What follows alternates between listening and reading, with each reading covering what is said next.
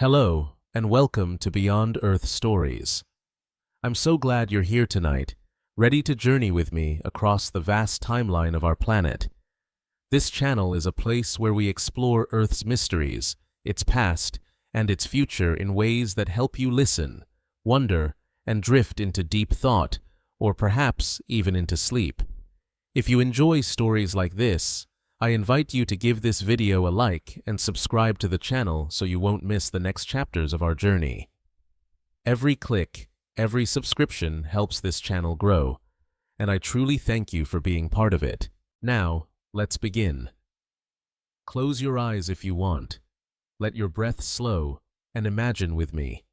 Because tonight, we return to a time before there were forests, before oceans, before even the sky we know. We return to when Earth was only a dream of fire, stone, and chaos. When I picture the beginning, I don't see a quiet birth. I see violence. The universe had already existed for billions of years. Stars had lived and died, scattering heavy elements across space. Somewhere in a dusty corner of the galaxy, clouds of gas and rock spun in a vast disk around a newborn star, our sun. In that swirling chaos, gravity pulled fragments together again and again until a planet was born. Not the green and blue world we know, but a seething sphere of fire and molten rock. If I could stand there hovering in space watching the Earth form, it would not look welcoming. Its surface boiled oceans of lava stretched from horizon to horizon. Volcanoes spewed endlessly, and asteroids bombarded it without mercy. The sky was not blue, but choked with smoke, ash, and vapor. Day and night had not yet found balance. Time itself felt raw, unsettled. It was as though the planet was caught between destruction and creation, trembling on the edge of becoming. I imagined the sound of it, the deep roar of eruptions, the constant thunder of impacts, the hiss of gases escaping from fractures in stone. There was no silence. No stillness. Earth was restless, wild, dangerous. And yet inside this chaos, something extraordinary was happening. From this violence order would emerge. One of the most mysterious gifts to our planet arrived in these early ages: water. Perhaps it came from comets, icy messengers, striking Earth's surface. Perhaps it was drawn up from deep within the mantle, released in steam, that condensed and fell back as rain. However it came, water began to collect in hollows, to carve valleys, to cool lava into stone. Imagine the first raindrops falling onto rock, still hot, sizzling, as they vanished into steam. Imagine storms that raged for centuries, filling basins with the first seas. If I close my eyes, I can almost see those first oceans forming, spreading like mirrors across the raw face of the Earth. The air thick with vapor, the ground scarred with craters, the light of a young sun glimmering on waves that had never been seen before. The seas were not yet calm, not yet clear.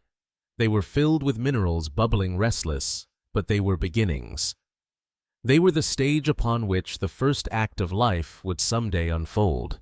And above those seas the sky was strange. Without the oxygen we breathe today, the air was thick with carbon dioxide, methane, ammonia. The colors must have been alien reds, oranges, heavy purples, as sunlight filtered through chemical clouds. Lightning forked across skies, striking into oceans, stirring chemical reactions that hinted at futures yet to come. I think about how different Earth felt then compared to now.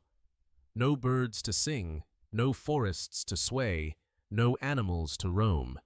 Just stone water, fire, and sky. And yet to me there is something profoundly beautiful about this emptiness. Because in that silence of life, everything waited.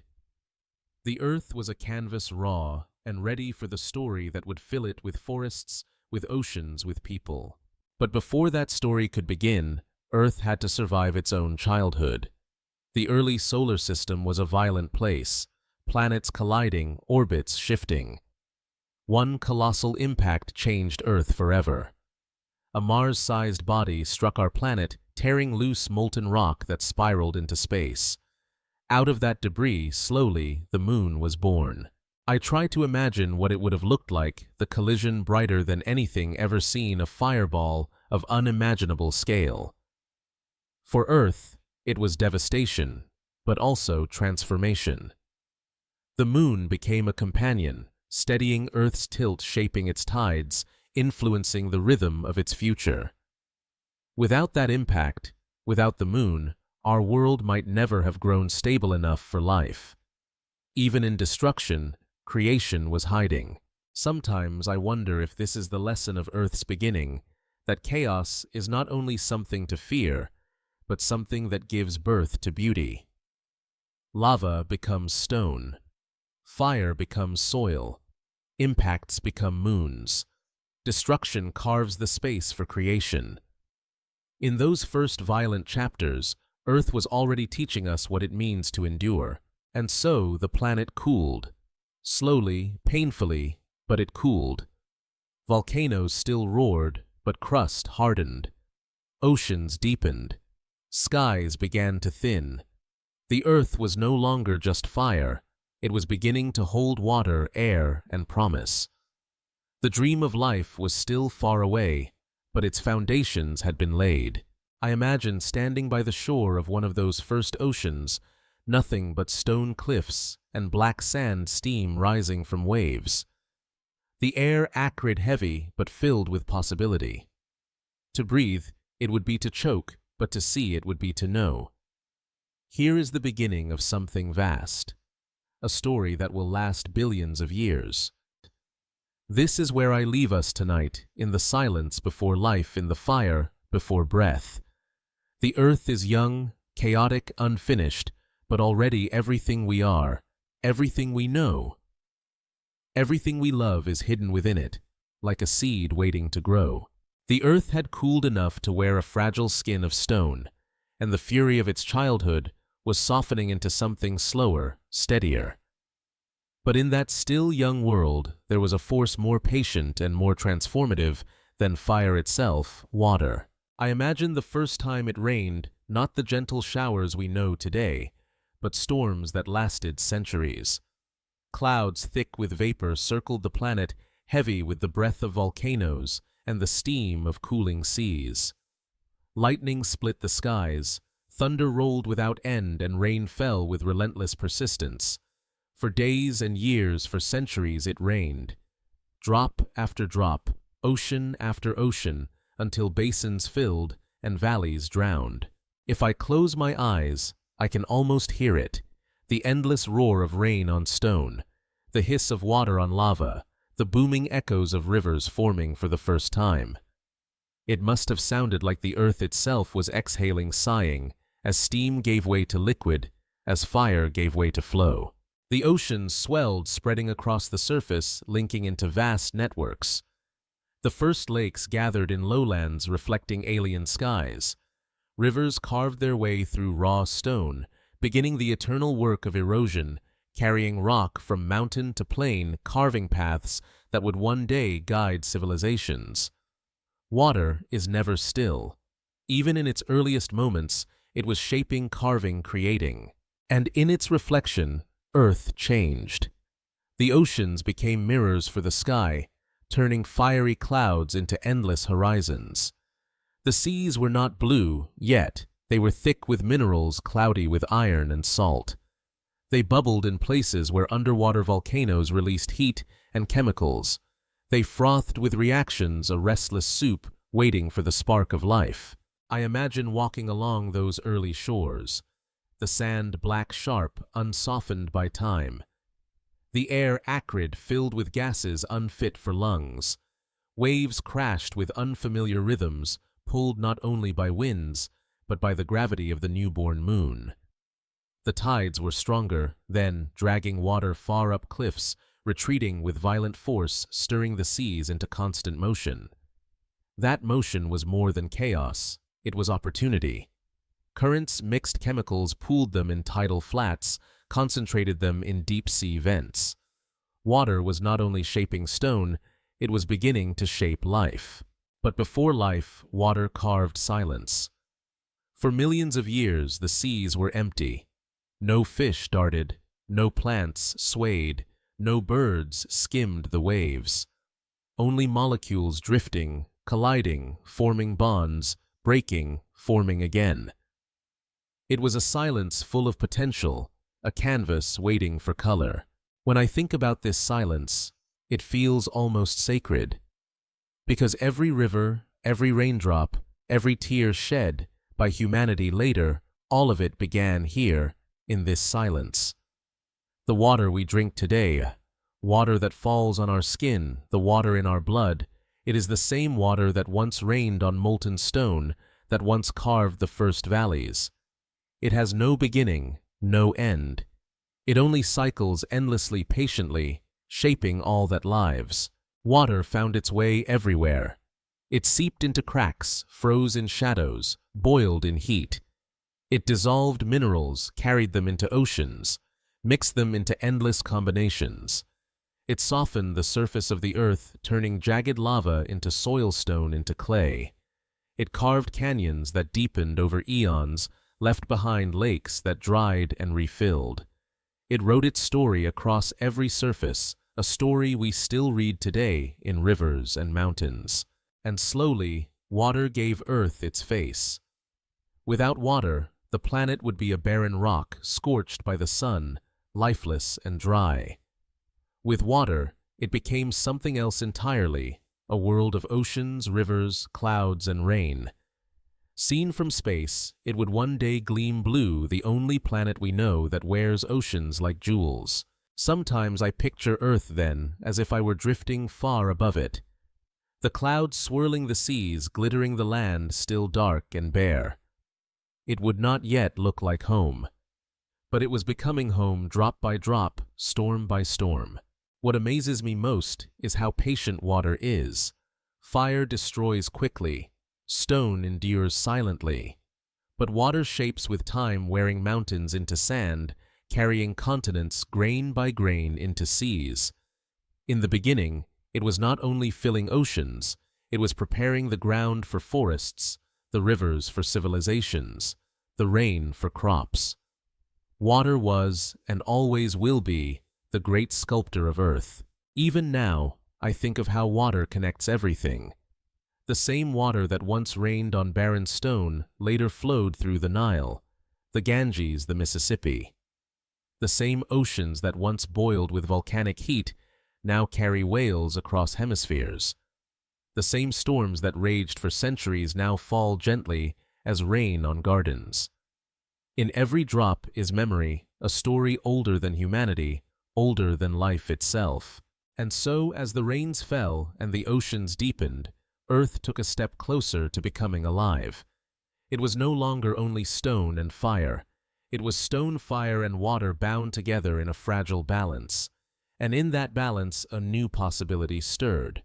Because within those restless seas, something invisible was beginning to happen. Molecules met and bonded, forming structures that could copy themselves. Chemistry began to whisper toward biology. Water, with its endless motion, its patience, its power, was not only shaping the earth, it was nurturing the first sparks of life. But that is a story for another night. For now, I leave us at the edge of those first oceans, standing on black sand, feeling waves crash with the pull of a newborn moon. The air heavy, the sky strange, the world raw. And yet, in those waves, in that water, everything waits. The forests, the animals, the people, the future. All of it hidden in the restless patience of water, finding its way. The oceans had settled into their patient rhythm, tides swelling under the pull of the moon, storms sweeping across their surfaces, rivers pouring into their basins. The earth had become a world of water, stone, and sky. Yet for millions of years the seas remained empty of anything we might call alive. They were restless, yes, filled with chemicals, minerals, and heat, but silent. And then, somewhere in those vast and swirling waters, something extraordinary began to stir. I imagine myself drifting down through the waters of that ancient ocean. The light of the sun filters weakly through clouds of vapor, painting the waves in strange colors, reddish, yellowish, murky with iron and minerals. The water is warm, almost hot in places, bubbling with gases from volcanic vents. It does not feel like the oceans I know. It feels heavier, stranger, as though it is not yet finished becoming what it will one day be. And yet, within that strangeness, molecules drift and collide. Simple building blocks, carbon, hydrogen, oxygen, nitrogen combine in endless patterns, break apart, and combine again. It is a restless dance performed billions of times in every droplet. For eons, the dance goes on without direction. But slowly, inevitably, chance gives way to possibility. Chains form spirals, twist membranes and close. Chemistry begins to lean toward something more biology. The first spark of life was not a miracle in a single moment, but a slow unfolding like dawn breaking, not in seconds, but in centuries. Tiny structures capable of copying themselves appeared fragile but persistent. Some broke apart quickly, others lingered, and in the endless repetition, a few survived long enough to make copies, and those copies made copies. It was a whisper of continuity, the first thread in the vast tapestry of life. When I imagine this moment, I feel awe. Because in those tiny unseen reactions, everything we know today was hidden. Every tree, every bird, every human being, all of it was carried as potential in those fragile molecules, drifting in a mineral-rich sea. Life did not begin with grandeur, but with humility. Not with lions or eagles, but with microscopic whispers invisible to any eye. I picture myself peering closer, as though with a microscope that could look back in time. I would see tiny vesicles, bubbles of fat and protein enclosing delicate chains of molecules. I would see strands of RNA or early precursors twisting and folding, some stable, some not. I would see energy flowing from vents on the seafloor, fueling reactions, sparking patterns. At first, it looks chaotic, but in that chaos order emerges. Certain patterns repeat, certain forms endure. Life is beginning to learn persistence, and with persistence comes transformation. These first living systems were simple, yes, but they carried a power no volcano, no river, no storm had ever held. They could change themselves. They could adapt, copy, grow, evolve. The Earth itself had created something that could outlast even the planet's own violence. Life had taken its first breath. It's humbling to think that the air we breathe today was not yet here then. These first organisms lived in a world without oxygen. They fed on chemical energy, on heat from vents, on minerals dissolved in water. They were tiny, vulnerable, but they multiplied.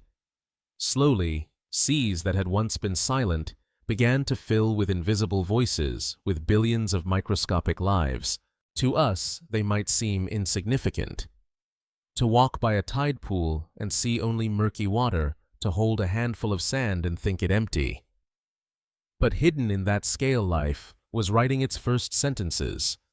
Sentences that would one day compose libraries of forests and civilizations. The Earth changed with them. Their metabolism altered the chemistry of oceans. Their waste products changed the balance of gases. Their very presence began to reshape the planet. And after millions of years, some of them learned to capture sunlight. Photosynthesis was born, and with it, a revolution. I imagine the first time sunlight touched one of those tiny cells, and instead of being only warmth, it became energy. Light itself was harnessed, converted, stored. The seas that had been only chemical now shimmered with the power of the sun. And the waste of this process, oxygen, began to leak into water, into air. At first, oxygen was poison. To early life, it was deadly corrosive. Countless organisms died as oxygen spread their chemistry, unable to survive it. But others adapted, finding ways to use oxygen instead of fear it. With oxygen came new energy, new possibilities. It was as though the Earth had taken a deeper breath, filling its lungs for the first time. This great oxidation would change everything. Skies that had been tinted red and orange by methane slowly shifted toward the blue we know today. Iron dissolved in oceans, rusted falling to the sea floor, leaving behind vast deposits that miners would one day dig for steel. The very colors of Earth changed, the very air transformed. And at the heart of it all were microscopic beings invisible to any eye altering a planet.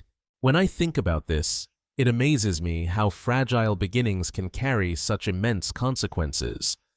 The forests, the animals, the civilizations, all of them depended on these first cells, these first breaths of oxygen.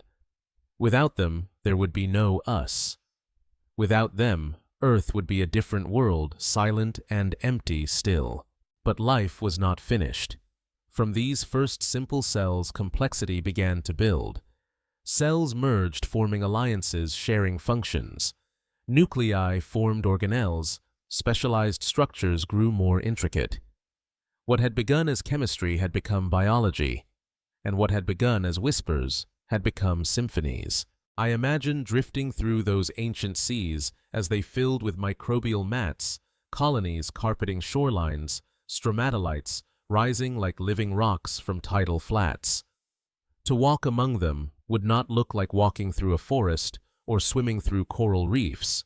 It would look barren, strange, alien. And yet, hidden within those mats, life pulsed, multiplied, evolved. Perhaps this is the greatest lesson of the first breath of life, that greatness does not always come with grandeur. Sometimes it begins invisibly, quietly, with persistence more than power. Sometimes the smallest spark lights the longest fire. As I stand at the edge of those oceans in my imagination, I can almost hear it, the quiet hum of life beginning, the faint whisper of cells dividing, the unseen exhalation of oxygen rising into air. It is not loud, but it is unending, and it carries forward through time, through evolution, through every creature that will ever live. The first breath of life is still with us. It is in the oxygen we inhale, the cells that divide within us, the DNA that encodes our being. It is in every heartbeat, every step, every thought. We are the continuation of that whisper, billions of years old, carried forward without pause. And so the earth, once silent, had found its voice. It was faint, microscopic, fragile, but it was enough. The story of life had begun, and it would not end. The oceans had carried whispers of life for billions of years, tiny cells drifting, multiplying, dividing, merging. They had changed the planet itself, turning skies blue, turning waters rich with oxygen. And for a long time, life remained small, hidden, quiet. But there came a moment when that quiet was broken. The seas erupted with forms never seen before. Life, once invisible, suddenly bloomed in brilliance. This was the great burst, the Cambrian explosion. If I close my eyes, I can imagine diving beneath those ancient waves. The world below would not resemble the seas we know today. There were no fish as we understand them, no whales, no coral reefs glowing with color. Instead, the ocean floor was a stage for strange and alien creatures, each unlike anything that had ever existed, many unlike anything that exists now. I drift through waters where trilobites scuttle across the sand, their hard shells glinting in dim light. Above me, jelly-like forms float with long, trailing arms, pulsing gently as they move. On the seafloor, worm-like bodies writhe through burrows, while armored predators swim above, their jaws filled with spines. Everywhere I look, something new appears. The ocean feels crowded for the first time alive, in a way it never was before. What fascinates me most is not only the variety but the speed. For billions of years, life had been simple, almost invisible. And then, in what seems like an instant in geological time, it diversified into thousands of forms. Eyes evolved tiny lenses that captured light, gave shape to shadows, turned blindness into vision. Mouths evolved, and with them, teeth, jaws, the act of hunting. Shells hardened spines grew, defenses sharpened. It was as though life had been holding its breath for eons, and suddenly exhaled in color and form. I imagine the first moment a creature with eyes looked upon another creature. For the first time, one life could see another, recognize it, pursue it. The dance of predator and prey began. It was not only survival anymore, it was interaction, competition, adaptation. Every advance led to another, every defense to a new weapon. Evolution accelerated, pushing life into endless experimentation. The Cambrian seas were a laboratory of possibility. Some forms thrived and multiplied, others vanished as quickly as they appeared. Some grew armor, some speed, some clever tricks of camouflage. The ocean became a theater of survival, each actor playing its role, each role shaping the script of evolution. And through this burst of creativity, the foundations of modern life were laid. Almost every major body plan we know today, vertebrates, arthropods, mollusks, appeared in this era. It was as though life sketched out its future in one grand burst of imagination, setting patterns that would echo for 500 million years. But what strikes me most as I picture these seas is the beauty of it. Not beauty in the way we often think: roses, birds, sunsets, but beauty in strangeness, in novelty, in endless invention. Creatures with spiny frills, creatures shaped like shields, creatures with many eyes or none at all. To swim among them would feel like drifting through a gallery of living art, each piece bizarre and wondrous in its own way. I imagine standing on a rocky shore looking out over those ancient waters, knowing that beneath the waves an entire world of creatures teems and thrashes and thrives.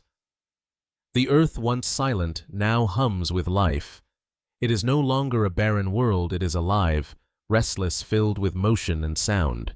And perhaps most humbling of all is to remember that we too are children of this explosion. Our ancestors trace their lineage back to these seas, to the first creatures with spines, with muscles, with eyes.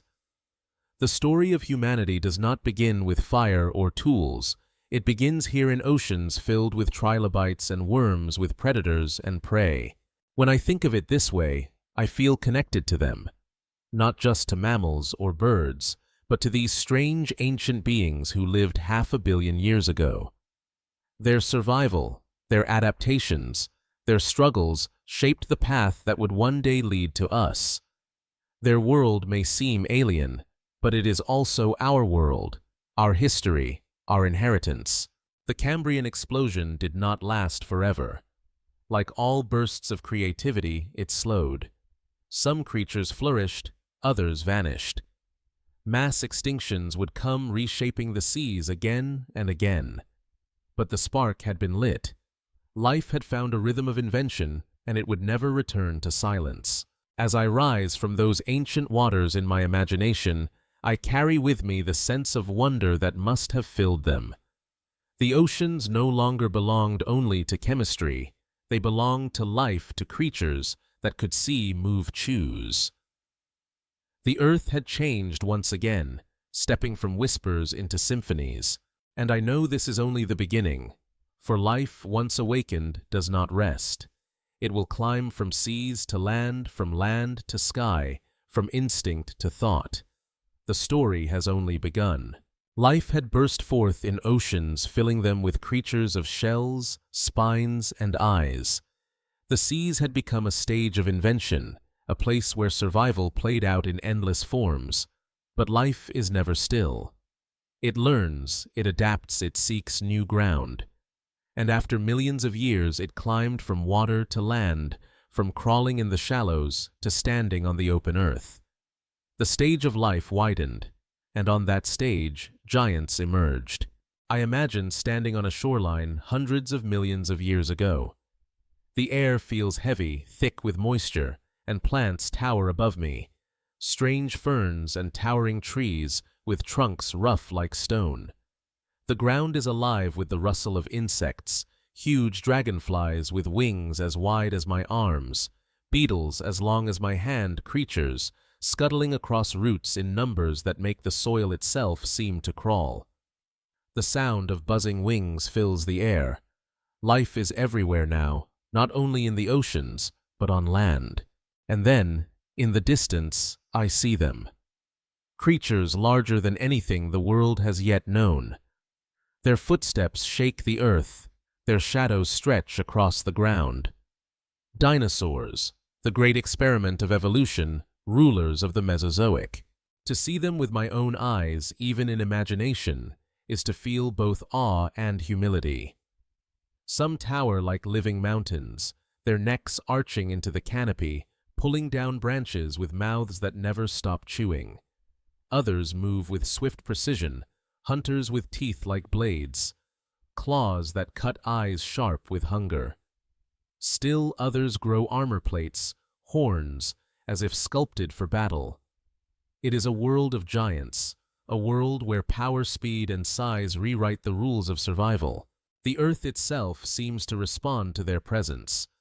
The air is warmer, the seas higher, the land divided into continents still drifting apart. Volcanoes roar, climates shift, but through it all, the dinosaurs thrive. They spread across plains, swamps, forests. They dominate skies with pterosaurs, oceans with reptiles longer than buses. It is not only their size that amazes me, it is their diversity. Life, once microscopic, once tentative, now strides boldly in forms both magnificent and terrifying. I picture myself walking among them, dwarfed by their scale. To stand beneath the shadow of a sauropod, its body stretching longer than a train, its breath steaming in the warm air. To hear the ground tremble as a herd of them moves together, their tails whipping their calls, echoing like thunder. Or to hide in the underbrush as a predator passes a tyrannosaur. Massive jaws lined with serrated teeth, its footsteps crushing branches with each step. To witness this world would be to know how small I truly am. But even in this age of giants, life is not only about size. Smaller creatures scurry in shadows, mammals tiny and furtive, hiding from the thunder above. Birds begin to rise, feathers taking flight from the scales of their ancestors. Flowers bloom. Insects spread pollen, colors fill the forests. The world is not only ruled by the mighty, it is shaped by the small as well. What strikes me most is how balanced it all feels. Predators and prey giants and tiny scavengers, forests and swamps, sky and ocean. It is a dance of ecosystems, each piece fitting with the others, each survival tied to another's. The dinosaurs may rule, but they do not rule alone. They are part of a vast interconnected story, one that binds every creature, every plant, every stone. And yet, as I watch this world unfold, I know something the dinosaurs do not. Their reign, as mighty as it seems, is not forever. No creature, no empire, no era lasts without end. Already the earth is shifting beneath them. Volcanoes darken skies. Continents drift, changing climates. And one day a rock from the heavens will fall, ending their dominion in fire and ash. But for now, they live. They thrive. They fill the earth with sound and movement, with presence and power. Their world is not ours, but it is part of us. Their bones will one day rest beneath our feet, their lineage carried forward in the wings of birds. And their story, like every story of life, is a reminder that even giants are temporary, even dominance is fleeting. As I stand in my imagination among these great creatures, I feel the ground tremble. I hear their calls echo through forests. I watch their shadows pass over me. It is the age of giants, the age of dinosaurs, a chapter unlike any before and unlike any to come. And the earth turns as it always does, carrying them forward toward their destiny, toward endings, toward beginnings, toward the next stage of the story. The giants had ruled for millions of years, their footsteps shaking the ground, their shadows stretching across forests and plains. To live in their age was to witness a world of abundance and power of creatures that seemed invincible. Yet even the strongest rulers cannot reign forever. The earth has always held its own plans written not in crowns or laws, but in fire and stone, in chance and change. And one day, without warning, the sky itself turned against them. I imagine the moment it began. A clear day, perhaps. Herds of dinosaurs moving through a forest, the air thick with the scent of ferns and flowers, insects humming in sunlight. Nothing to suggest that it was the last of such days. Then, far above, a fireball appeared in the sky, growing brighter, larger, until it filled the heavens with light. No creature looked up in time to understand. In seconds, the Earth was struck. The asteroid, 6 miles wide, tore into the planet with a force beyond comprehension. Mountains crumbled, seas boiled, forests ignited. Shockwaves raced across continents, winds faster than any storm swept the land. For creatures caught near the impact, there was no chance, no escape. The ground itself became fire. But the devastation did not end there. Dust and vapor rose into the atmosphere so thick it blotted out the sun. Days turned to twilight, twilight to darkness. The warmth of sunlight, the rhythm of day and night both vanished. For weeks, for months, perhaps for years, the earth lay under a shadow. I tried to imagine standing there on a hillside far from the crater. At first, the sky would glow red, filled with fire and ash. Then the fires would die, but the smoke would remain thickening until stars disappeared and the sun became only a faint glow behind the haze. The air would taste of dust, acrid and heavy. The ground would cool, frost creeping where once there had been warmth. Silence would spread as forests stopped growing, as animals weakened, as rivers slowed under ice. For the dinosaurs, it was the end of an age. Deprived of food, unable to adapt quickly enough to the cold and darkness, they perished. The great herds vanished, their thunderous steps silenced. The predators followed their roars, fading into memory. Even the oceans felt it, plankton dying without sunlight. Chains of life unraveling from the bottom up. Entire ecosystems collapsed, leaving only fragments, only survivors, too small, too hidden, too stubborn to die. And yet, even in this darkness, life did not end. It never has. Some creatures endured, small mammals hiding in burrows, feeding on roots and seeds. Birds descended from feathered dinosaurs clung to survival, their wings carrying them into a future their ancestors would never see. Reptiles, fish, insects all found ways to persist, to wait out the shadow. It humbles me to think of it. The mightiest creatures, the rulers of their world, fell. The smallest, the overlooked, endured. Strength was not enough. Only adaptability mattered. And in those survivors, the future of the earth was carried forward. The skies, once dark, slowly began to clear. Sunlight returned, weak at first, then stronger. Forests began to regrow, new plants sprouted, rivers ran free again. The world was scarred, reshaped, but alive. Out of the ashes of extinction came a new age. The age of mammals. The age that would in time lead to us. But before that, there was silence. A pause in the symphony of life. I imagine walking across that silence, bones of dinosaurs bleaching in weak sunlight, forests reduced to stumps and ash, rivers trickling through barren plains. It would feel lonely, desolate, haunted by absence. And yet, hidden in burrows and shadows, life still whispered. Not gone, only waiting. What moves me most is how the earth itself seems to remind us of impermanence. Nothing lasts, not empires, not species, not even ages of giants. Change comes sudden or slow, and what once seemed eternal becomes memory. And yet, in that change, there is always renewal. The death of one age makes room for the birth of another. When I think of the dinosaurs, I do not only mourn their loss. I also see the path their ending cleared for mammals to rise, for forests to evolve for humans to one day walk the earth. We are here because they are not.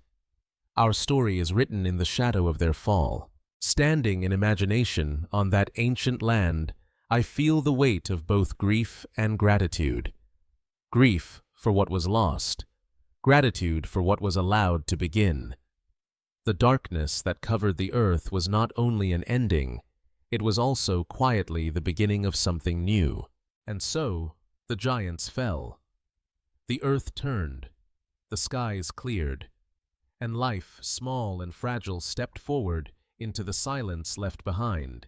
The silence after the fall of giants lingered. Forests that had once echoed with the footsteps of sauropods now stood still.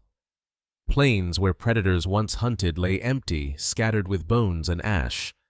It was as though the earth itself had paused, holding its breath, waiting for something new to arrive.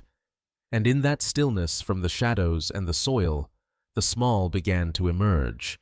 I imagine myself walking through that world not long after the darkness had lifted. The air is cool, the light thin but returning. The ground is soft with ferns and shoots pushing through soil that only years before had been scorched. Here and there I see creatures darting in the underbrush, not towering dinosaurs, not predators with teeth as long as my arm, but small, quick and cautious. Mammals. They had always been here, even in the age of giants. While dinosaurs thundered above, mammals had lived in the margins, in burrows, and trees in shadows, where claws and teeth could not reach. They were tiny, most no bigger than a rat or a shrew, feeding on insects, seeds, fruit, sometimes even on the eggs of the very dinosaurs that ruled them. They had survived not by strength, but by silence, by cleverness, by staying small. And now, with the giants gone, the world belonged to them. I watch one scurry across the forest floor, its nose twitching, whiskers brushing leaves, eyes sharp in the dim light. Another climbs a branch, clutching with small, nimble hands. A third pauses at the edge of a clearing, sniffing the air, then darts back into cover. They are everywhere, these mammals, cautious yet bold, filling spaces that once were forbidden. The earth has shifted, and they are quick to claim it. The rise of mammals was not sudden, not a conquest like the dinosaurs had once made. It was gradual, patient unfolding over millions of years. At first, they remained small, but they multiplied, spreading into forests, grasslands, rivers. Each generation brought new adaptations: stronger jaws for chewing plants, sharper teeth for tearing meat, longer limbs for climbing, running, swimming. Some stayed insect hunters, some became grazers, some stalked prey in silence. Variety blossomed as though evolution itself was experimenting in every direction. What amazes me most is how flexible they were. Mammals could live in trees, on the ground, underground, even in water. They grew fur to keep warm, gave milk to their young, nurtured life in ways more intimate than eggs alone could provide. In every corner of the world, they found a way to belong. And among them, a particular branch began to change more than the others, the primates. I imagine them in dense forests, their hands wrapping around branches, their eyes facing forward to judge distance, their movements swift and graceful. They lived in groups, communicating with calls and gestures, learning from one another. They were not yet human, not even close, but in their hands, their eyes, their curiosity, I see the faint outlines of what would come.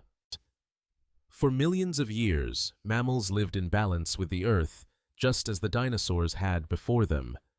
Some grew to great-sized mammoths with sweeping tusks, giant sloths towering over trees, saber-toothed cats with fangs like daggers. Others stayed small, hidden in grass and leaf litter. The earth, once a world of reptiles, was now a world of fur and milk, of creatures bound not only by survival, but by care. For unlike many before them, mammals carried their young, nursed them, protected them. In that bond between parent and child, something tender grew, something that would shape the destiny of the future. I imagine watching a mammoth herd move across a plain. Their trunks sway gently as they graze calves tucked between mothers, protected by the walls of their elders' bodies. I imagine a pride of saber-toothed cats resting in the shade after a hunt, their cubs tumbling and playing beside them. I imagine small primates grooming one another, their fingers careful, their eyes meeting in trust. These are not only creatures of instinct, they are creatures of connection.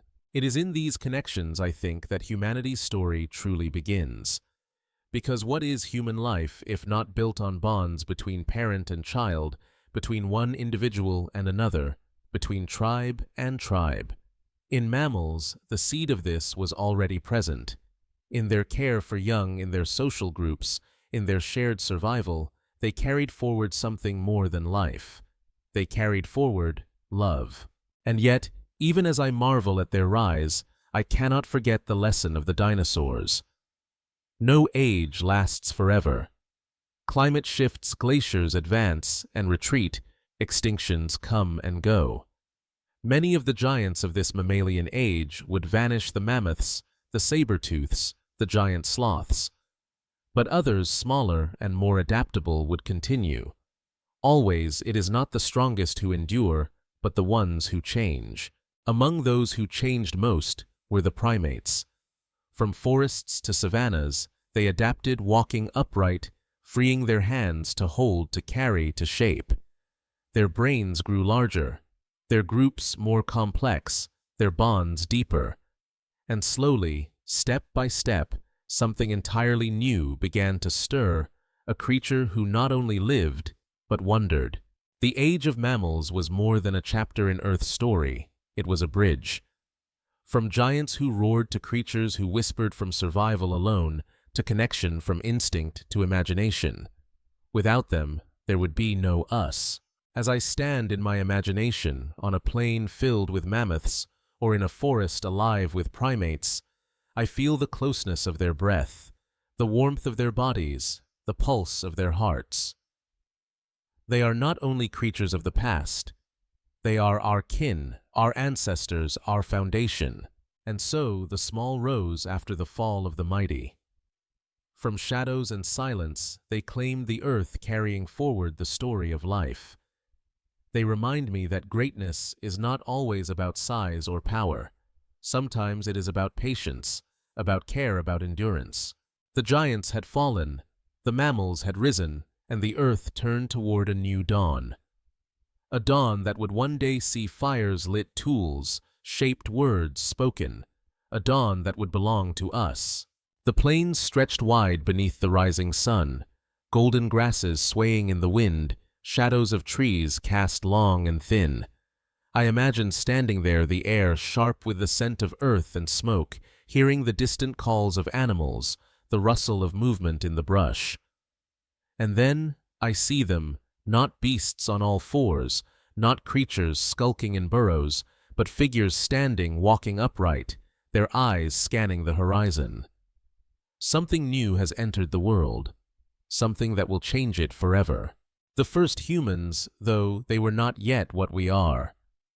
They were different, still close to the primates from which they came. Their bodies strong, their arms long, their foreheads sloping. But in their eyes, there is something unmistakable: awareness. They do not simply move through the world as others do. They notice it, wonder at it, respond to it with curiosity. The dawn of humanity was not in bone or muscle alone. It was in the mind. I watch them as they gather near a riverbank. They squat in groups, communicating with gestures, with sounds that are not yet words, but are more than cries. They share food roots pulled from the ground, fruits plucked from trees, the meat of an animal caught together. They are social, bound by ties not only of survival, but of belonging. Already I sense the beginnings of something that will one day become language, culture, story. Fire comes next, though not immediately. For a long time they only feared it, the wild flames that spread across grasslands in storms, the crackling heat that devoured trees. but slowly with caution, they learned to hold it, to feed it, to carry it. I picture the first time they gathered around a controlled fire, its glow warming their faces, its sparks rising into the dark. The fear in their eyes gives way to awe, then to joy. Fire was not only warmth and protection, it was light in the darkness, safety from predators, the power to cook food and soften the world. It was a kind of magic, and they had mastered it. With fire came tools. At first, simple stones chipped into sharp edges, bones shaped into points, sticks hardened in flames. But with each generation, the tools grew more refined, more useful. Stone axes cut trees, spearheads pierced prey, scrapers cleaned hides. Tools extended their hands, fire extended their reach, and together they opened paths that no creature before had ever walked.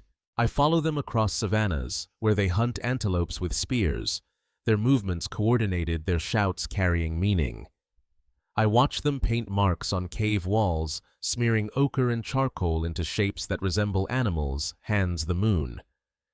These are not only decorations, they are expressions, glimpses of thought made visible. They are the first art, the first stories, the first whispers of imagination taking form. And in their gatherings, I hear the rise of language.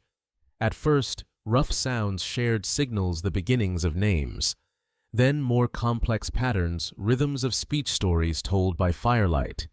Words became bridges between minds, allowing memory to be shared, knowledge to be passed on, dreams to be spoken aloud. With language, the invisible became visible, the fleeting became lasting. Humanity had found its voice. The more I watch them, the more I feel their closeness. Their joys and fears are not so different from ours. A mother cradling her child, rocking gently by the fire. Hunters returning with food, greeted with relief and laughter. Elders teaching the young how to shape tools, how to read the tracks of animals, how to tell safe plants from poisonous ones. Around the fire, songs rise, simple rhythmic, carrying not only meaning, but feeling. These are my ancestors, and in them I see myself. But life was not easy.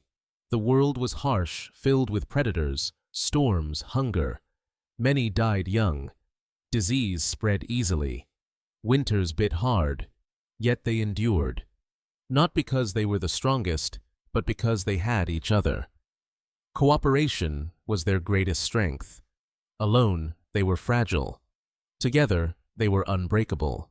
I imagine standing at the edge of a cliff, with one of them looking out over a valley, where smoke rises from a distant fire, where herds of animals move like rivers of flesh and fur. The human beside me points, gestures, grunts a sound. I nod, and though we share no language, I understand. We are both aware. We are both watching the same world, both dreaming of what could be. As time passes, they spread. From valleys to mountains, from forests to plains, across rivers and deserts. They adapt to ice and snow, to heat and drought. They build shelters from stone, from wood, from hide. They cross seas on rafts. They leave footprints in caves, on beaches, in places where none had stood before. The earth becomes theirs not through dominance of strength, but through mastery of thought, of community, of imagination. And yet, as I walk with them in my mind, I feel the fragility of it all. They were not inevitable. They were a chance, a possibility that could have vanished in the long sweep of time. Many of their cousins did vanish, other branches of humanity. Neanderthals, Denisovans, beings like us, but not us. They too had fire tools, even art. But their voices fell silent, their footprints ended. We remained, but only by chance, only by the fragile thread of survival.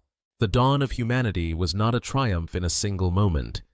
It was a slow awakening, full of struggle, full of loss, full of persistence. Step by step, word by word, spark by spark, they became more than animals. They became us. And when I imagine them sitting by the fire, eyes reflecting the flames, I wonder what they thought. Did they dream of gods? Did they wonder about stars? Did they imagine their children living in a better world? Did they know they were beginning something that would reach to the moon, to the depths of oceans, to the farthest edges of imagination? Perhaps not. Perhaps they only thought of tomorrow, of food, of warmth, of safety. But in thinking of tomorrow, they made possible every tomorrow after. This was the dawn. The first light of a story still unfolding. A story of survival, of imagination, of creation. A story that began with a spark in the darkness and has never gone out. The fire still burned at the center of the camp, its smoke curling upward into the night sky where stars shimmered like scattered embers. Around it, figures gathered, their faces lit by flickering orange light, their shadows dancing across stone walls. I sat among them in imagination, hearing their voices rise and fall, not only in cries of warning or calls of hunger, but in rhythms, patterns, sounds that carried meaning beyond the moment. They were not only speaking, they were telling. This was the true dawn of imagination. The moment when humans discovered not just how to survive in the world, but how to create worlds within their minds. I watch as one of them, an elder with lines carved deep in his face, raises his hands and gestures toward the fire. He begins to speak his words, halting his voice low, but soon others lean forward listening. His sounds turn to rhythm, his gestures to images. In the minds of those gathered animals appear mammoths thundering across plains, lions crouched in tall grass, spirits moving unseen through forests. The elder's story brings the unseen to life, and for the first time, the group is not only living together, they are imagining together. Imagination gave us something no other creature had the ability to share: dreams. Around fires and under stars, stories grew. Stories of hunts and victories, of dangers and warnings, of ancestors and gods. These were not idle tales.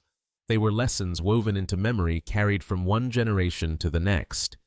They were survival wrapped in wonder. I imagine a child listening, eyes wide, her hand clutching her mother's. She has never seen a lion hunt, never faced the charge of a mammoth, but in the story she learns. She sees in her mind what she has not yet lived. Knowledge becomes inheritance carried not in blood, but in words.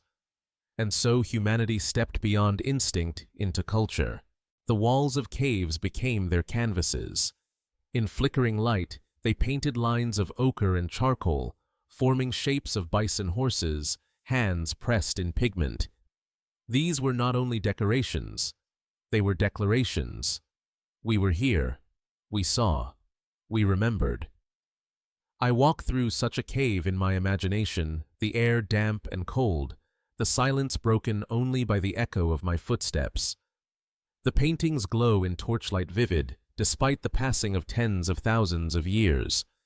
Each line, each color whispers of minds like mine, hearts like mine reaching out across time. Music too arose. At first, simple rhythms, sticks striking stone hands, clapping voices humming. But soon bone flutes carved with holes, their notes drifting across valleys, haunting and beautiful. I hear them in my mind, those first melodies rising into the night like prayers. Music was more than sound. It was unity. When voices joined in song, hearts beat together. When rhythms pulsed in time, bodies moved as one. And with imagination came belief. The world was vast, mysterious, filled with forces unseen. The sun rose and fell, storms raged, rivers swelled, animals died and were born. To make sense of it, humans created spirits, gods, powers greater than themselves.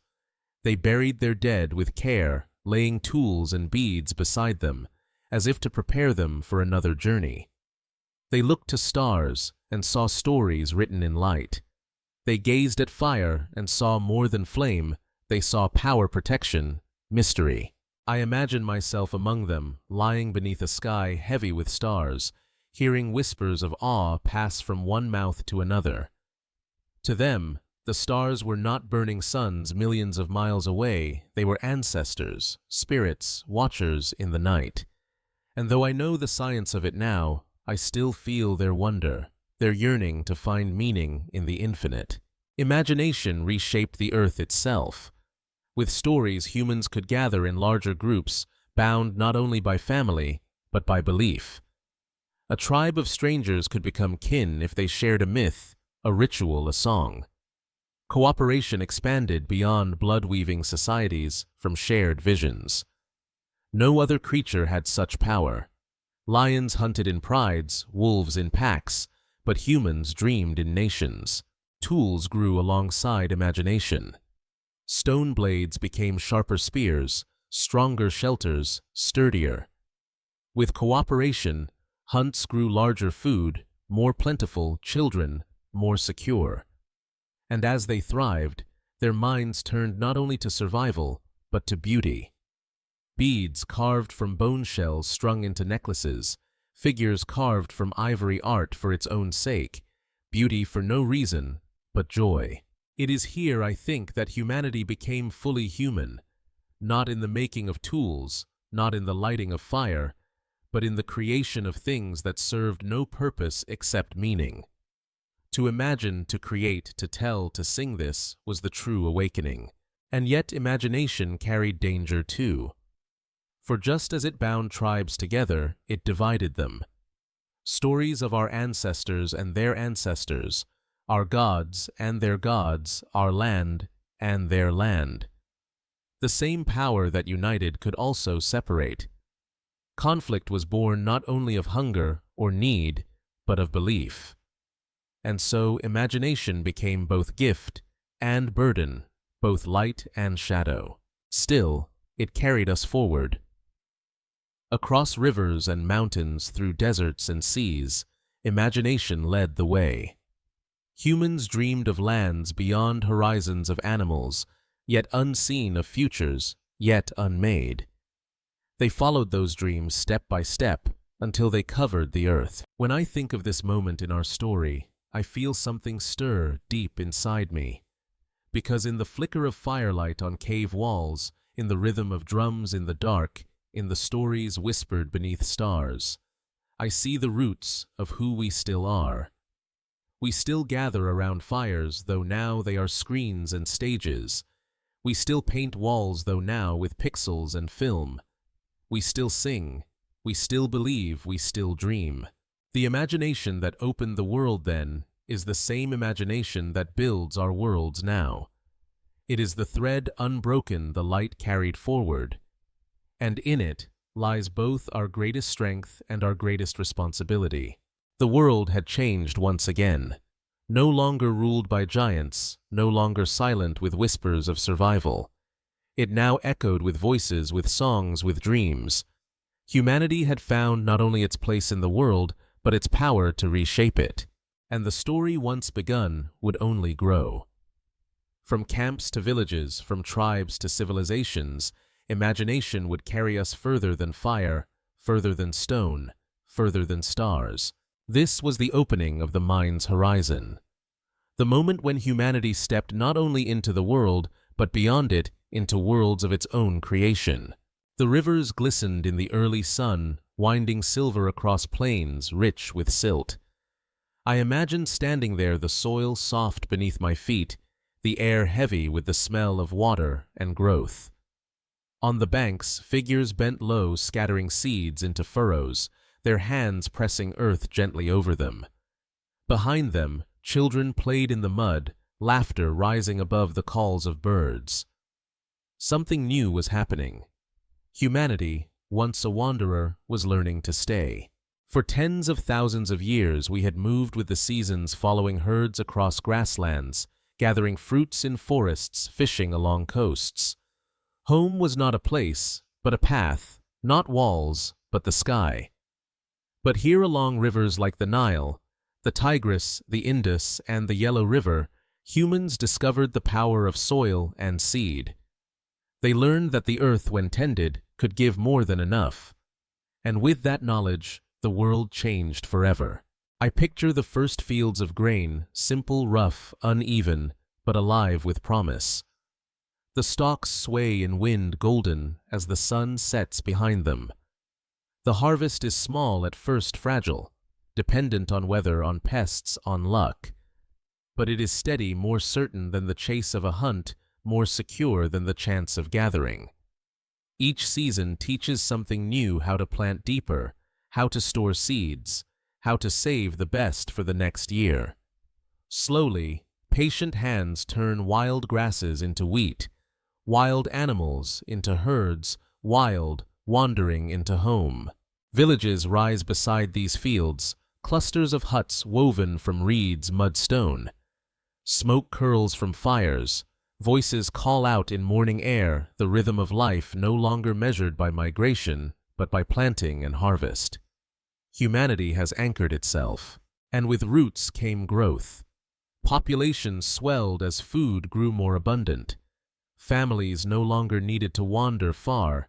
Children could grow in one place. Elders could live longer. Communities, thickened bonds deepened. A single village became many paths connecting them. Trade beginning, grain for fish, pottery for hides, tools for beads. I walk among one of these villages in my imagination. The ground is packed dirt worn by countless feet. Goats bleat near pens. Chickens scatter as children chase them. Women kneel grinding grain on stones, their rhythmic motions singing of centuries of labor. Men carry water from the river, their shoulders bent but strong. In the center, elders sit beneath shade speaking slowly, deciding where fields should expand, when hunts should begin, how disputes should end. Civilization in its earliest form is stirring. What fascinates me most is how imagination, once used for stories and songs, now turns toward order. Symbols scratched into clay marks on bone, these are beginnings of writing. At first, only to count grain, to measure trade, to track seasons. But soon the marks carry more names, prayers, stories. Words once spoken by firelight, now etched in stone to outlast the speaker. Memory no longer dies with the elder.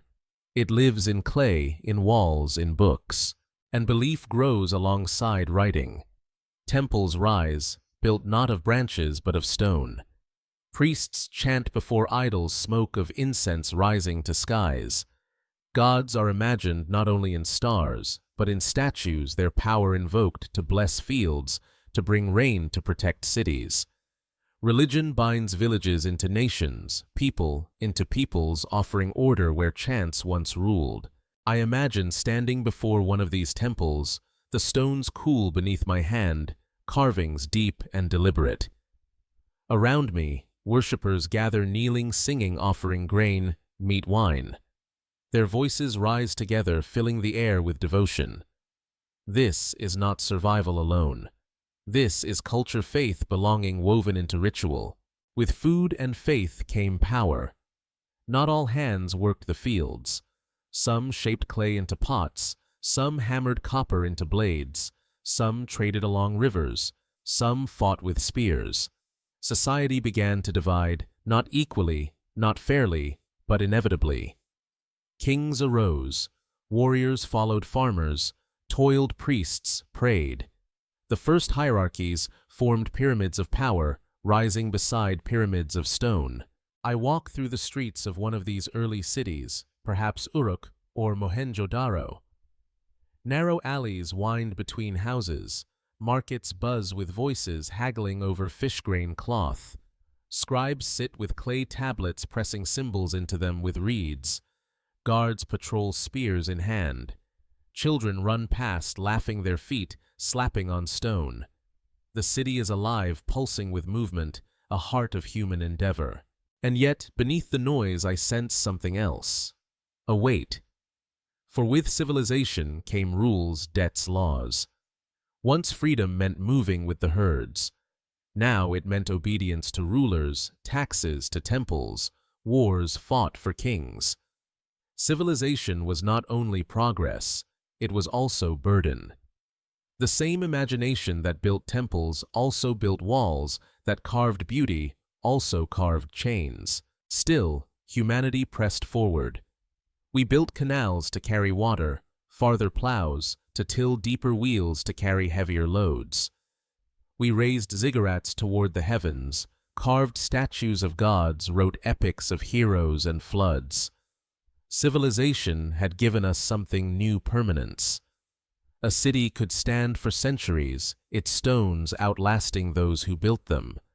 A story could be read by eyes long after the voice that spoke it was gone. When I think of these first civilizations, I feel awe not only for their accomplishments, but for their audacity. To take stone and clay and declare, "This will endure." To imagine that memory could outlast flesh, that order could outlast chaos, that humanity could outlast even death. And in truth, they were right. Though empires fell, their stones crumble, their people vanish, their stories remain. The epic of Gilgamesh still whispers from tablets. The pyramids still rise from sands. The marks they left still shape the world. As I leave these ancient cities in my imagination, walking back along rivers glinting in sun, I realize what civilization truly was. It was not only farming, not only writing, not only stone. It was the decision to believe in tomorrow, to plant seeds not only in soil, but in time, to trust that what we build may outlast us. Humanity had taken its first steps into permanence, into memory, into legacy. The world would never again be only survival. It would be history. The rivers had given us life, the fields had fed us, the cities had sheltered us. But soon, those same rivers and fields became more than places to live. They became borders to defend treasures, to claim symbols of power. Civilization, once rooted in survival, stretched its hands toward dominion. Villages became kingdoms. Kingdoms grew into empires, and for the first time humanity began to dream not only of tomorrow, but of forever. I imagine walking through the gates of one of the earliest cities, perhaps Uruk Babylon or Thebes. The walls loom above me, stones stacked high, carved with symbols of kings and gods. Guards stand at the entrance, spears glinting in the sun, their eyes sharp. Inside, streets bustle with people, traders carrying goods, priests in flowing robes, slaves hauling baskets of clay. The air is thick with smoke from fires, the scent of bread and sweat, the clamor of voices shouting, bargaining, praying. This is not a village. This is power made visible. Kings rose from among men, declaring themselves chosen, sometimes even divine. Their word was law, their will enforced by soldiers, their glory carved in stone. They built palaces with walls painted in color gardens that hung above the earth, statues that stared coldly across their cities. They raised ziggurats and pyramids, their peaks reaching toward heaven, symbols not only of faith, but of authority. I stand before one of these monuments, my neck craning to see its top. The stones are massive, too heavy for any one person to lift, yet here they are stacked in perfect order. It is not only stone I see, it is the weight of thousands of hands, the command of kings, the dream of eternity. The pyramids of Egypt, the palaces of Mesopotamia, the temples of the Indus, all speak the same language. We are mighty. We will last. But power is never gentle. Behind the splendor lay struggle. Fields had to be worked, taxes collected, armies fed. Not all hands were free to create beauty. Many were bound to labor, to toil in sun and dust, their sweat building the dreams of kings. For every golden mask there were countless broken backs. Civilization's glory was never shared equally. Still, empires rose. In Mesopotamia, Hammurabi carved laws into stone, declaring justice and punishment. In Egypt, pharaohs claimed to be living gods, their tombs filled with treasures for the afterlife. In the Indus Valley, streets ran straight, and drains carried water, signs of order and planning. In China, dynasties began to shape a vision of heaven's mandate, where rulers claimed the skies themselves chose who would reign. I walk along a road in one of these empires, perhaps in Babylon. Merchants line the path with goods, lapis lazuli from Afghanistan, cedar wood from Lebanon, spices from distant lands. Soldiers march past, their armor shining, shields clashing in rhythm. Children chase each other, their laughter rising above the noise. And towering above it all, a ziggurat rises its steps, painted in bright colors, its summit touching clouds.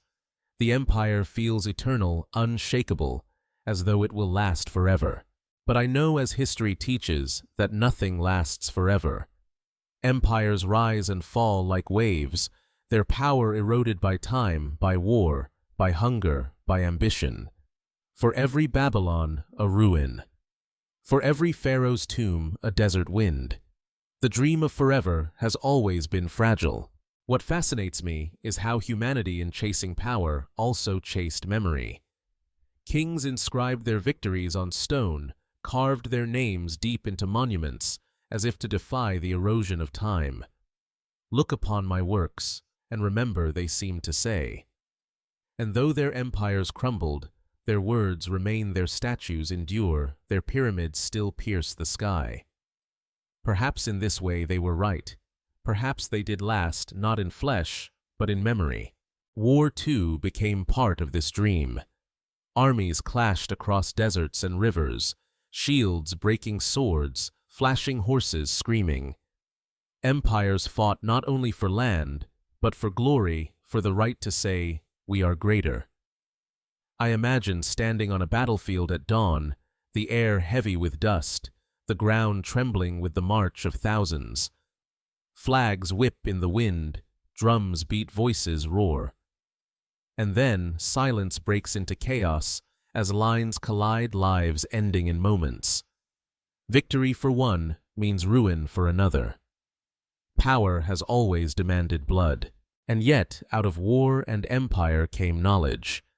In Egypt, scribes perfected writing, recording medicine, astronomy, and prayers to gods. In Mesopotamia, clay tablets told stories. The Epic of Gilgamesh, the first great tale of humanity. In India, hymns were sung and written, seeds of philosophy and spirituality. In China, bronze bells rang, characters, etched, ancestors honored. Even as empires fought and fell, knowledge spread, carried on trade routes, whispered across borders. I walk along one such trade route in my imagination. Caravans stretch across the horizon, camels burdened with silk, spices, gems. Traders speak in many tongues, exchanging not only goods, but ideas, mathematics from Babylon, papyrus from Egypt, myths from distant lands. Civilization is not only kings and wars. It is exchange, connection, the weaving of humanity into a single fabric stretched across continents. And always the dream of power lingered. Kings sought to be remembered not only as rulers, but as gods. Their names carved into temples, their deeds sung by poets. They built not only for themselves, but for eternity. And in a way, they achieved it. For I stand here now, thousands of years later, still speaking their names, still walking in imagination through their cities, still hearing echoes of their voices. But beneath their grandeur, I see something else. A pattern. The stronger they grew, the more fragile they became. The higher they built, the harder they fell. Empires are not eternal. They are seasons rising with the floods, falling with the droughts. They are stories written in stone and then erased by sand. And yet each left something behind. Laws, myths, tools, ideas. Each step forward, even in conquest, carried seeds for the future. Without Mesopotamia, no codes of law. Without Egypt, no geometry, no temples aligned with stars. Without the Indus, no planning of streets, no water systems. Without China, no mandate of heaven, no bronze bells, no silk. Each empire, though fallen, still lives in us. As I leave these ancient cities in my imagination, I look back at their walls, their temples, their palaces. They rise like mountains, but I know they are fragile. I know time will claim them as it claims all. But I also know their dream, the dream of power, of eternity, of being remembered, has never left us. We still chase it in glass towers and steel bridges, in nations and armies, in monuments and machines. The first empires taught us this, that to be human is to dream of more than survival, to dream of legacy, of power, of forever. And though forever never comes, the dream itself endures. The empires had risen and fallen, their stones left standing in silence, their kings remembered in carvings and songs. But even as palaces crumbled and thrones were lost, something greater than empire began to stretch across the earth. Roads, routes, pathways that carried not only goods, but ideas, faith, language, and memory. Humanity, once bound to rivers and valleys, now wove itself into a vast web that connected mountains to deserts, oceans to plains, east to west. I imagine walking along one of those roads, my feet kicking dust into the air, the horizon shimmering with heat.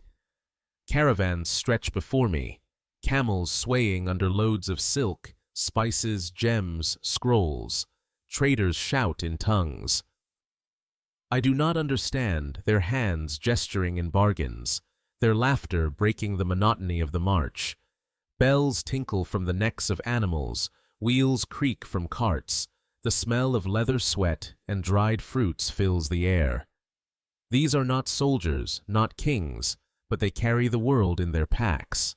The Silk Road, not a single path, but a network, veins of trade pulsing across Asia, the Middle East into Europe. From China came silk delicate as breath, shimmering in colors never before seen by Western eyes. From India, spices, cinnamon, pepper, cloves, scents that transformed kitchens, medicines, rituals. From Arabia, incense and perfumes. From Africa, gold and ivory. From Europe, glassware, silver, wool. The world was no longer many worlds, it was one. But it was not only goods that traveled. Ideas walked these roads, too invisible, but more powerful than silk or gold. Religion spread. Buddhism carried on the lips of monks. Christianity whispered along Roman roads, Islam echoing from minarets into markets. Languages mingled, scripts, borrowed letters, poets borrowed rhythms. Stories crossed borders, myths reshaped themselves in new lands. Knowledge, too, flowed: astronomy from Babylon, mathematics from India, medicine from Greece, paper from China. I imagine stopping at an oasis city, perhaps Samarkand or Palmyra. The walls rise white in the desert sun, their gates open to welcome travelers. Inside, markets teem with color. Silk unfurls in ripples of green and red, spices piled in pyramids release scents that make my head spin. Traders argue, priests chant, musicians pluck strings, dancers whirl in circles. The city is a meeting place, a crossroads where strangers become neighbors, where distant lands touch hands. And beyond, the desert seas, too, became roads. Ships carved through waves, their sails snapping in wind. The Indian Ocean carried dhows laden with porcelain, coffee, and pearls. The Mediterranean bustled with Roman galleys, Greek traders, Egyptian barges. Farther still, Polynesians steered by stars across vast oceans, stitching islands into webs of culture. Wherever water flowed, so did humanity. Walking through these ports in my imagination, I hear dozens of languages at once. Latin mixes with Arabic, Sanskrit, with Chinese, Swahili, with Greek. Children chase each other through alleys, their laughter weaving the accents together. Temples stand beside mosques, churches near shrines. The city smells of salt smoke, incense, bread, and fish. It is alive, vibrant, never still. Trade changed more than cities. it changed lives. A peasant in Europe tasting pepper for the first time could not know it had traveled thousands of miles. A scholar in Baghdad reading Aristotle could not know the scroll had been carried across deserts by hands long forgotten. A monk in China chanting sutras could not know his prayer would echo in temples half a world away. Yet all were bound by the same roads, the same flows of goods and thought. But along these paths came shadows too. Plagues rode with caravans spreading sickness faster than ever before. Armies marched the same roads carrying conquest and fire. Empires fought to control trade, to tax it, to profit from it. Wealth and ruin walked hand in hand. The Black Death, carried by ships and rats, swept from Asia into Europe, silencing millions. The same roads that spread silk spread sorrow. Still, the roads endured. For in every sack of grain, every string of beads, every scroll of knowledge, there was connection. And connection was stronger than fear. Humanity had begun something irreversible. We were no longer tribes separated by distance. We were neighbors bound by trade, by exchange, by story. I picture myself standing at the heart of Constantinople, the great city at the meeting of continents. Its markets overflow with goods from every corner of the known world. Minarets pierce the sky, bells ring from churches, scholars debate in shaded courtyards. Ships crowd the harbor, their sails furled, their hulls heavy with treasure. This city is a bridge, a place where east and west shake hands, where roads of silk meet seas of spice. And as I stand there, I realize what these roads truly are. Not only paths of commerce, but threads of humanity's imagination. To trade is to trust, to believe that a stranger's hand can offer value. To journey is to hope, to believe that beyond the horizon lies something worth seeking. The roads are not only maps on earth, they are maps of the human spirit forever reaching outward. The world, once vast and separate, had become smaller. Ideas leapt across borders, goods crossed seas, languages blended, faiths mingled. Humanity had taken another step forward from survival to empire, from empire to connection. And I know as I walk these ancient roads in my imagination that they have never truly ended. Their echoes remain in every flight path, every shipping lane, every fiber optic cable stretching across oceans. We are still walking those roads, still trading not only goods, but ideas, still weaving the fabric of one world. The conquests will come, the discoveries, the revolutions. But none of it would be possible without these first roads, these first bridges between lands, these first handshakes across distance. The earth once divided was becoming one, and humanity once many was learning to be whole. The roads across deserts and the sails across seas had already tied the world together, but still vast distances remained unknown, blank spaces on maps waiting to be filled with color and names. For generations, humanity had traded across familiar paths, walked well-trodden trails, sailed coastlines they knew. Yet curiosity is never satisfied. The horizon, always distant, always glowing with possibility, called out. And we answered. I imagine standing on the deck of a wooden ship in the 15th century, the waves rolling beneath sails billowing overhead, ropes creaking in wind. The air is thick with salt, the horizon endless. Men crowd the deck, their faces sunburned, their hands rough with labor. Their eyes shift between fear and hope. Ahead lies nothing but sea. Behind lies the known world. Between them lies the greatest gamble humanity had ever taken. Exploration had always been part of us. Polynesians once sailed by stars across vast oceans, reaching islands no one had seen before. Vikings carved their way across the North Atlantic, touching lands beyond the horizon. Traders pushed farther, seeking new markets, new treasures. But in this age, exploration became something greater, a deliberate attempt to redraw the map of the world, to connect every shore, every sea, every people into one. I walk the docks of Lisbon in my imagination. Ships crowd the harbor, their hulls heavy with supplies, their sails patched but ready. Traders haggle over spices, sailors laugh and fight, captains bark orders. The smell of tar and fish fills the air. Here, ambition mixes with fear, curiosity with greed. Maps are drawn and redrawn, routes guessed at legends whispered of lands beyond oceans of monsters, and riches waiting in the unknown. The Portuguese sail down the coast of Africa, inching further with each voyage. They round the Cape of Good Hope, their ships battered by storms, their men hardened by hunger. Beyond the Cape lies the Indian Ocean, a world of spices, silks, and wealth. Soon, Vasco da Gama's ships return with holds bursting proof that the sea can indeed unite continents.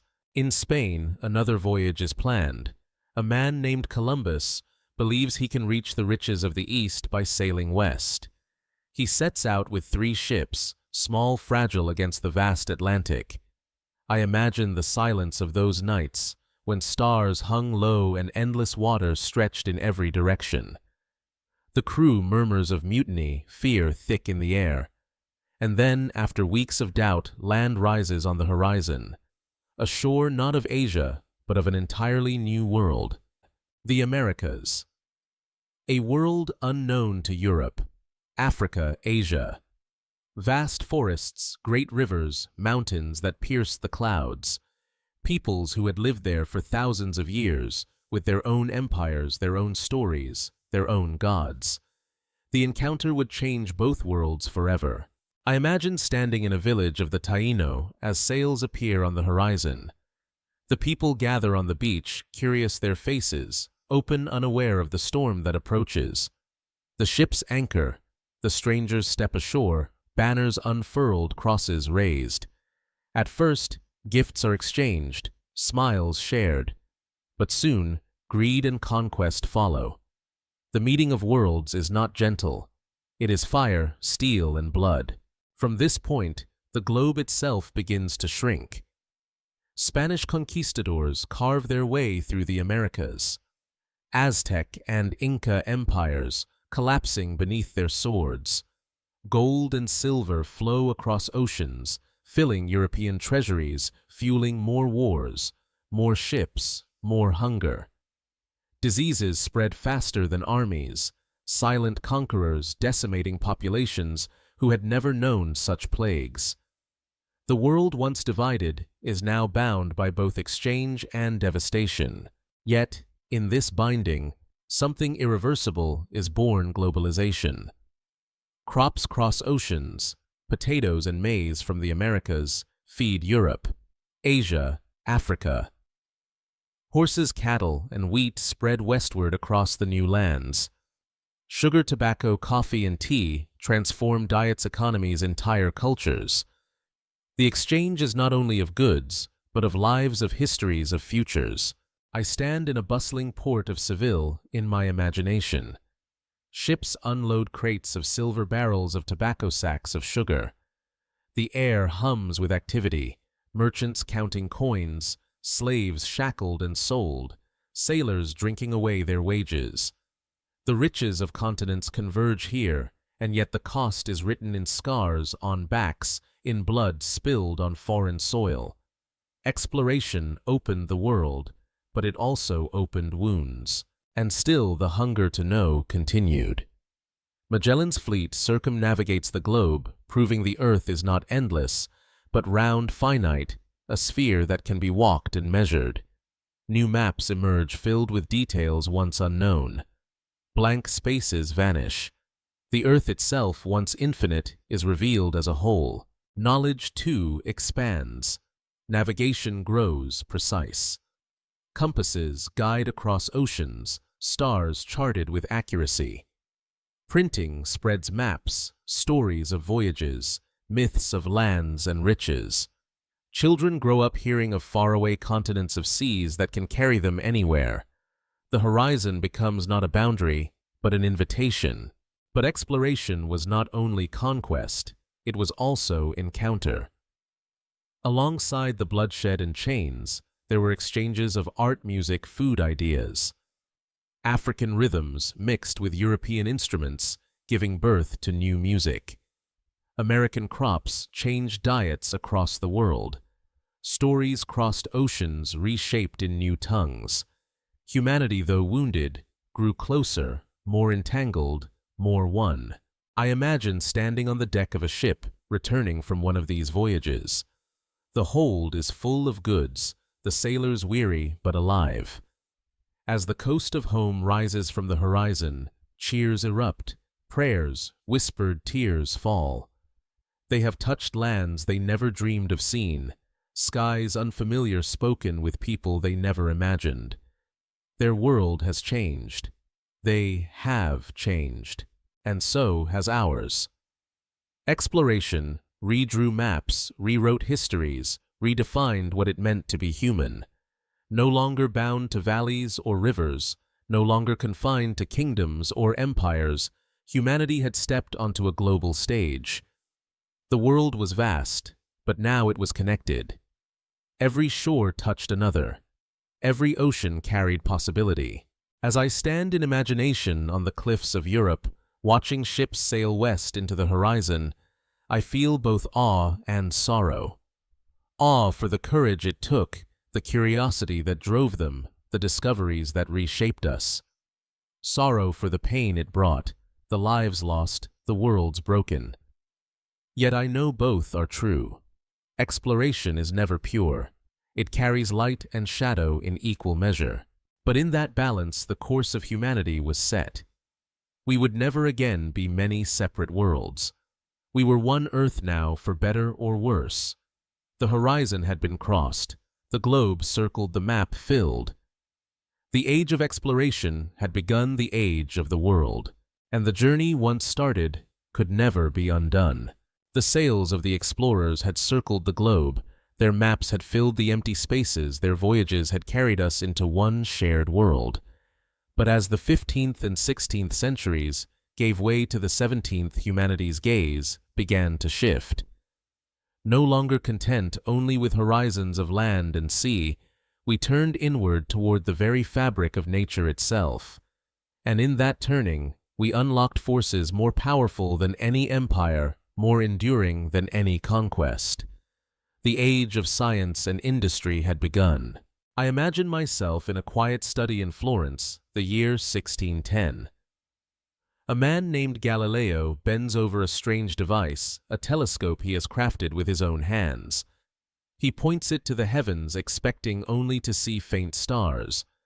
But what he finds shocks him: mountains and valleys on the moon, moons circling Jupiter, countless stars beyond sight. The universe is not simple. It is vast, intricate, filled with wonders unseen. The Earth is not the center. We are part of something larger, something endless. The revolution of thought spreads quickly.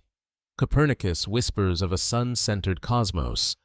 Kepler traces the paths of planets, finding not perfect circles, but ellipses. Newton sits beneath an apple tree and imagines the force that pulls fruit to the ground is the same that binds planets to their orbits. Gravity, laws of motion, mathematics woven into the fabric of the universe.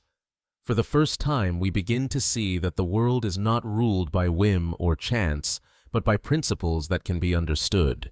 I picture walking into one of those early laboratories.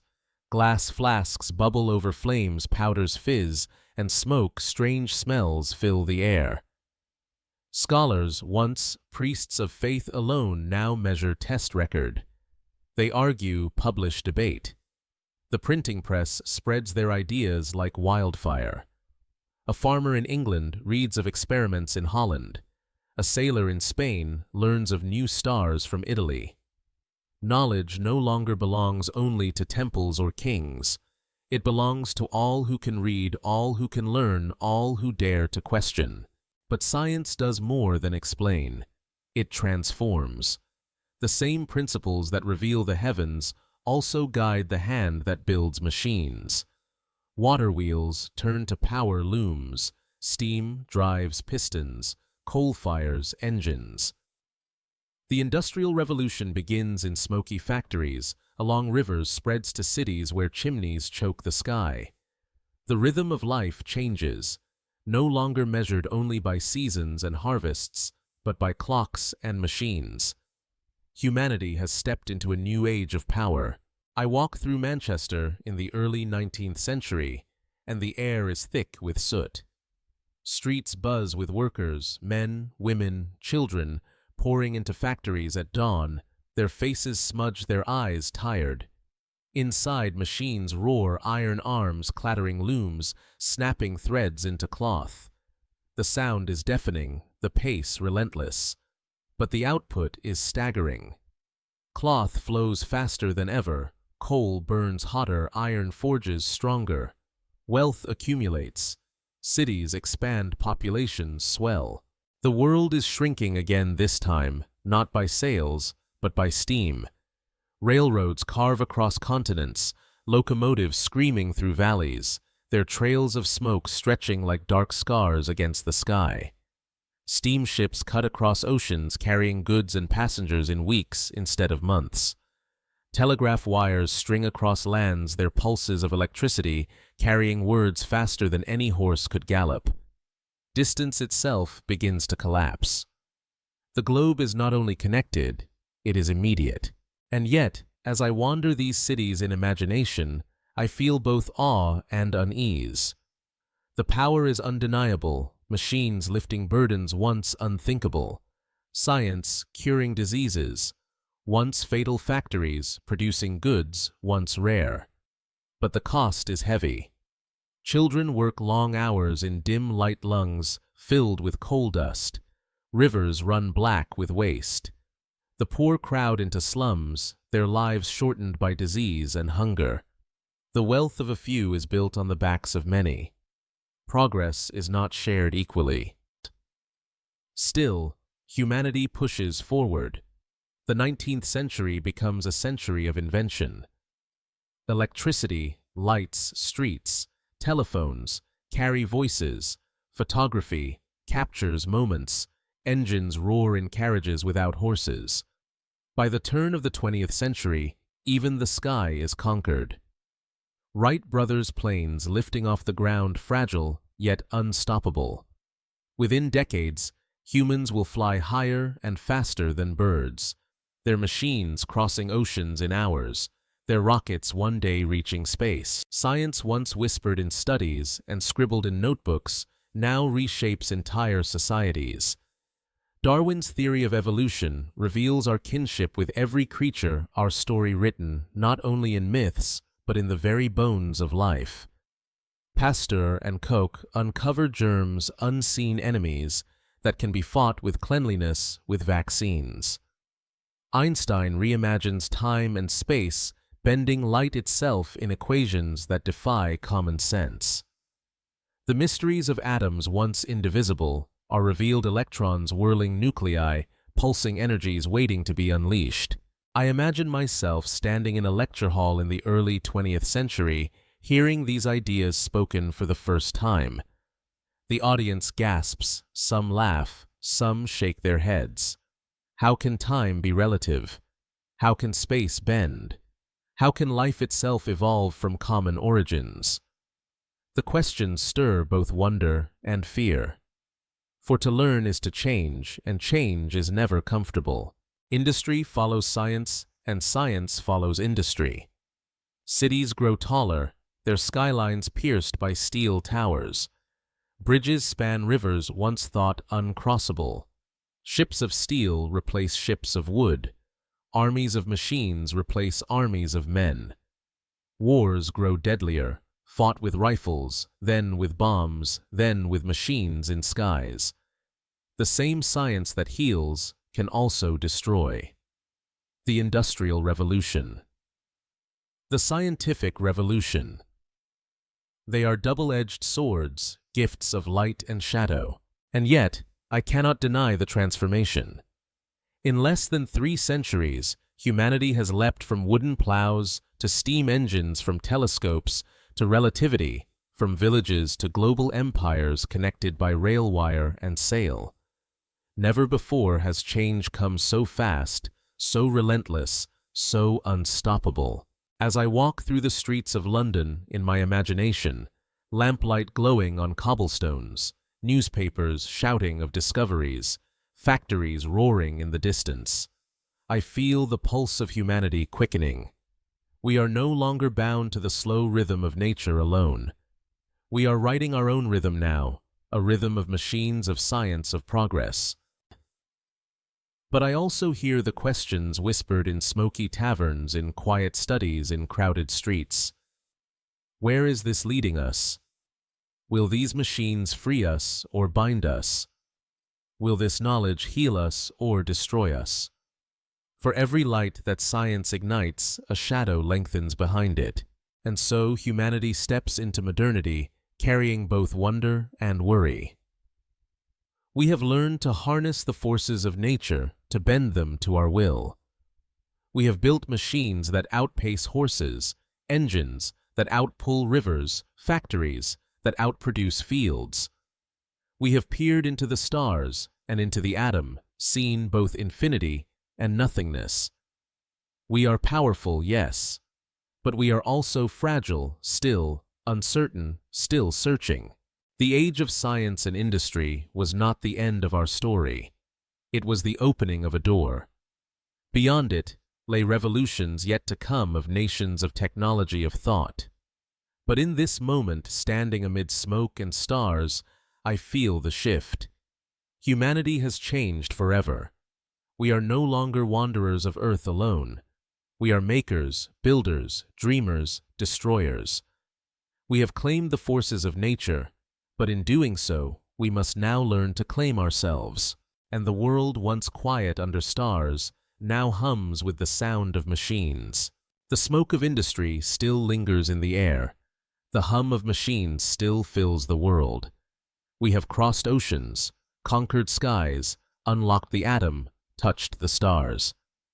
The story of Earth has carried us from dust to life, from whispers to empires, from firelight to electricity. And now, here I stand in the present, on the threshold of futures yet unseen. The question rises softly, like wind through trees, what comes next? I look around me, and I see a planet transformed. Cities sprawl where forests once stood, their lights glowing like constellations seen from above. Highways stretch like veins, planes streak the sky, satellites circle overhead. The Earth, once vast and unknowable, now fits in the palm of a hand, glowing on a screen, its weather tracked by satellites, its surface mapped to every stone. We have made the world smaller, closer, immediate. But in doing so, we have also made it fragile. The same machines that lift us also weigh us down.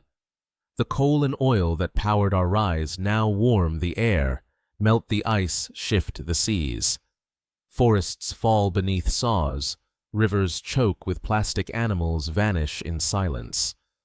The earth that once gave endlessly now groans under our hands. We are not only builders now, we are caretakers or destroyers. I imagine walking along a shoreline today. The waves roll in their foam, glistening under sunlight. But tangled in the foam are pieces of plastic bottles, wrappers, fragments of what we have made and discarded.